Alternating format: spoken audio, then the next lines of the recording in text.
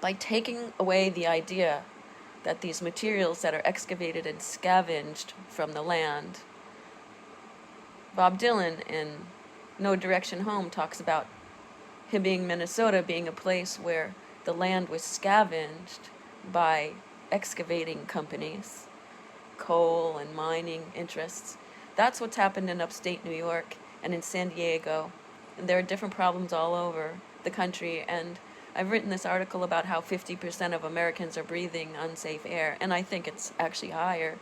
And by Congress voting to eliminate testing in humans, they also had the effect of eliminating labs, doctors that treat toxicity, and they made it easier for doctors to gaslight patients by mistaxonifying all the descriptors of toxicity as insanity, so that someone like me, same year, in 2010, Bloomberg was mayor, voted to make landlords unaccountable for lead paint. So this combination of things means that people are unable to even describe what's wrong with them and have those ideas and concepts be received correctly so that they can get proper treatment. It's as if the idea doesn't exist. So I'm staying at an arts residency, and the proprietor of this arts residency has absolutely no legal obligation to have a safe place for people to live and work. And artists in particular use the very rare and pure forms of the most dangerous heavy metals, like cobalt blue, cadmium, red, and yellow. This is why I imagine Vincent van Gogh was considered to have gone mad. Maybe he started with a malady. I've also written an article called Dear New Yorker on Medium, which describes how tumors turn cancerous, and it is the combination of toxicity and fungus, which happens in cities. And anyway, there's a lot happening.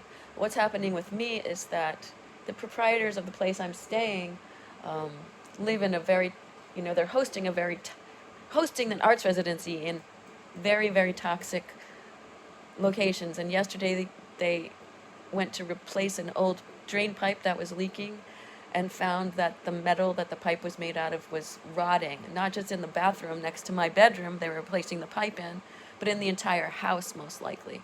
I mean, not just a little rusty, but the pipes are rotting. And to me that means the groundwater, which is well water, we use well water here, it's filtered. I've been very, my fingernails are starting to fall off, my toenails.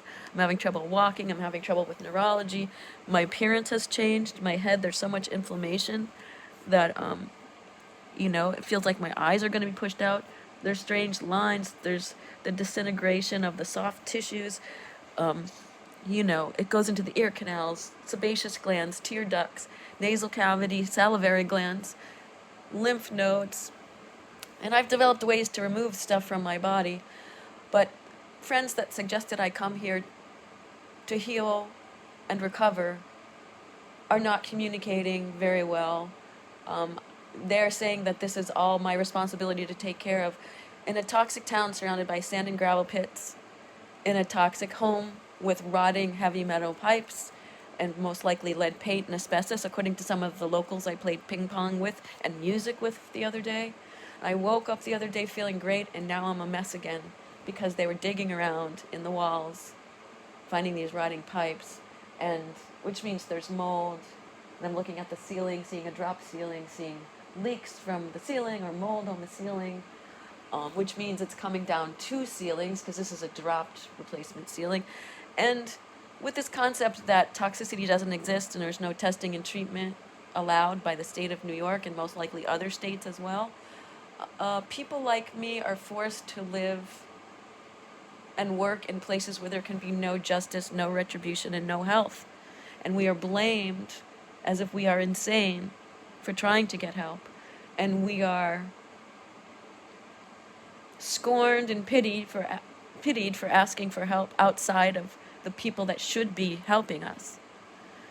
This is a situation I'm dealing with now with, I'm a disabled 60-year-old woman in the middle of a housing crisis where there's a president of the United States that is more interested in pouring cement than he is about the health of the people that it affects.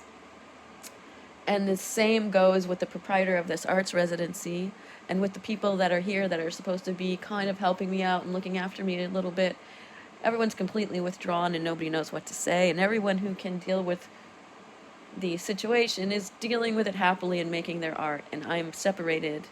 And it turns people like me into freaks. The other. Even though we're saying things that affect everybody.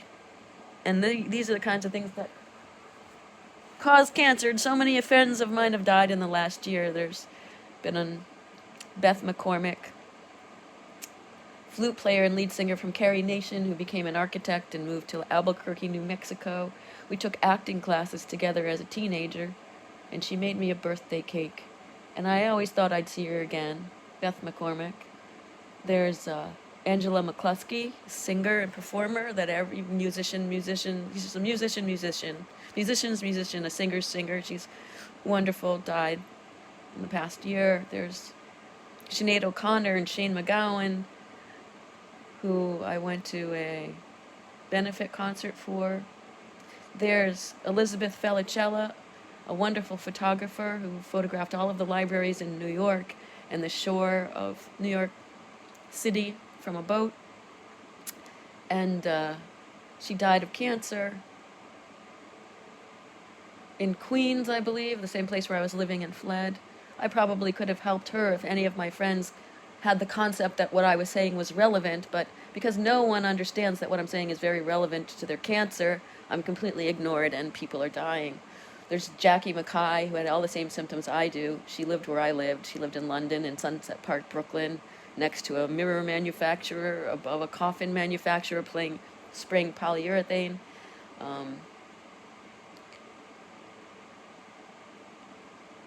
All these people, all these women are dying.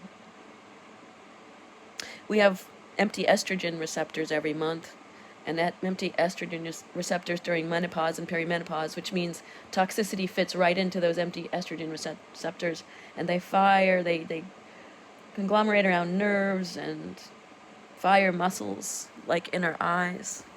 And they work in conjunction with the microbiome, which is consisting of virus, bacteria, fungus, and parasites, microscopic, but the havoc that create is not microscopic. Anyway, the medical industry has erased all description of heavy metal toxicity from the guidebooks and mistaxonified it as insanity. So the descriptions of heavy metal toxicity are misclassified and people are misdiagnosed and mistreated. When you have metal toxicity, you're not supposed to be taking medication in pill form of any kind. It interferes with the heavy metals. So if doctors don't know and are not allowed to test, they are allowed to prescribe medication by opinion only and also misdiagnose what the symptoms of metal toxicity are. And they can call them many things and prescribe many medications that then cause more side effects. And this is what's happening in America. And more infrequently all over the rest of the country, but I imagine we're exporting this kind of medical system that denies people their rights and process and even a concept of reality or a way to fix it, get around it, or prevent it, or talk about it. And this prevents us from having friends and family, and it makes it okay for our friends and family to harm us legally by misclassifying, misidentifying, gaslighting, mistreating, incarcerating, hospitalizing, force-feeding medication that kills them, all kinds of stuff. The current system allows everyone to point the finger at people like me and laugh and ridicule, treat them as other, and tell them they don't have rights. They don't have the same rights as anyone else, and they're not allowed to join in on the fun.